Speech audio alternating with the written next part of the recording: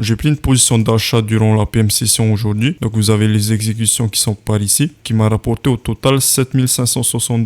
Donc ça c'est sur l'ensemble de mes comptes, en comptant les propres firmes et mon capital personnel. L'exécution que vous avez ici, ça a été pris sur mon compte personnel. Bref, du coup on va commencer l'analyse de ce trade. Juste enlever les exécutions et on va monter sur de la HTF pour avoir tout le contexte de la session. Donc je vais commencer l'analyse sur du H4. Du coup la session sur laquelle j'ai tradé, c'était à l'intérieur de cette candle qu'il y a ici. Donc ce que je vais faire, c'est regarder toutes les candles qu'il y a avant. C'est-à-dire cette candle, tout le price action qu'il y a avant. Et je vais essayer de comprendre tous les mouvements que l'on a fait. Par exemple, avec le mouvement que l'on avait fait ici, on avait fait un retracement pour venir retracer cette EVG qu'il y a ici. Et à l'intérieur de ce price action par ici, on avait fait un changement de structure. Okay. Là, ça ne se voit pas sur du H4, mais si on va descendre sur du M15, on va voir quelque chose comme ça.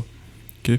Donc ça, c'était déjà le premier signe que l'on était repassé à la hausse par ici. Mais maintenant, pour trader à l'intérieur de cette session, ce que vous avez ici, ça ne suffit pas. Il faut rajouter du contexte. Donc là, ce que je vais faire, c'est descendre en M15 pour améliorer la compréhension des mouvements internes que l'on avait par ici. Donc comme je l'ai dit juste avant, on était revenu dans la FVGH4 et vous pouvez voir qu'ici, à partir du moment où on a cassé le high qui était ici, on était repassé en tendance haussière. Maintenant, moi, ce qui m'a intéressé pour la session qui est ici, donc l'open se fait à 14h, juste ici, c'était ce retracement. À partir du moment où on a fait ce retracement par ici, vous voyez que là, on était bien revenu au maximum où on pouvait retracer parce que si on revenait en dessous de ce lot, alors ce mouvement ne serait plus considéré comme un retracement, mais plutôt comme une expansion. Mais là, on a retracé juste ici avant de repasser à la hausse. Du coup, durant la session, ce que je m'attendais, c'est que l'on fasse l'expansion à la hausse, dans l'objectif de revenir sur le high qui est ici. Bien évidemment, je m'attendais pas à ce que l'on revienne durant la session sur le high qui est ici, parce qu'il y aura potentiellement pas assez de volatilité, mais je m'attendais juste que l'on fasse une expansion haussière pour minimum revenir sur les highs qui sont par ici.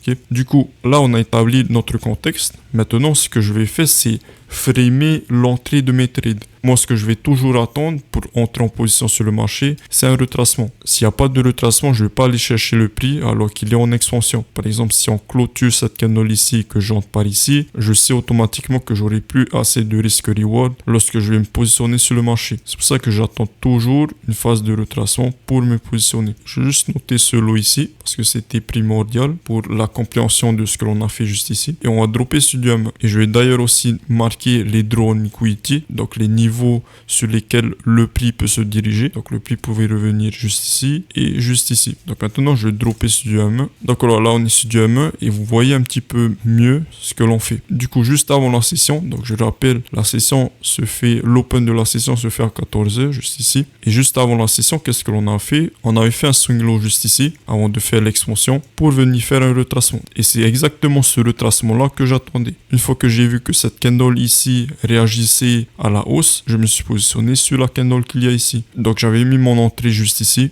avec un stop loss par ici pour revenir sur les highs qui étaient par ici. Donc je crois que j'avais pris juste légèrement plus au-dessus par ici. Et donc voilà. Donc maintenant il y a d'autres concepts que j'ai utilisés, notamment l'OLHC. Par exemple ici, lorsque l'on vient faire l'open, je m'attendais à ce que l'on vienne créer le lot avant de repartir en expansion. Ce concept c'était juste pour encadrer l'entrée de mon trade juste ici, c'est-à-dire open, low et ensuite on fait l'extension. Et l'une des choses les plus importantes lorsque vous tradez sur les marchés, c'est de savoir exactement où est-ce que le prix peut se diriger. À quel niveau le prix peut se diriger? Si vous n'avez pas la réponse à cette question, honnêtement, ça sert à rien d'entrer sur le marché parce que vous n'avez pas d'avantage. Et ce que vous essayez de faire en tant que trader, c'est bien évidemment de trouver un edge, un avantage sur le marché. Par exemple, dans cette situation, je savais pour certaines raisons que l'on allait revenir sur le high qui était par ici. Et je savais aussi qu'il n'y avait aucune raison que l'on retourne à la baisse. Donc voilà, je pense que j'ai fait le tour pour le récap de ce trade. Sur ce, bon trading à tous. Ciao.